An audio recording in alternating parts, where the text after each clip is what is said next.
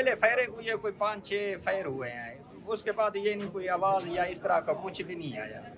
बाद में तकरीबन भी ज़्यादा से ज़्यादा 15-20 सेकंड गुजरे होंगे, धमाका हुआ। धमाके में बस भगदड़ मच गई है, कोई इधर उधर जा रहा था, कोई इधर जा रहा था, इस तरह। मुझे महसूस नहीं हुआ कि मुझे कुछ लगा हुआ है, मेरी ये कमर पे ना ऐसे बिल्कुल सुन्न हो गई थी जैसे कोई वो नहीं होती, इस तरह का मुझे पैर पता चला है कि पैर मुझे भी कुछ तो लगे हैं।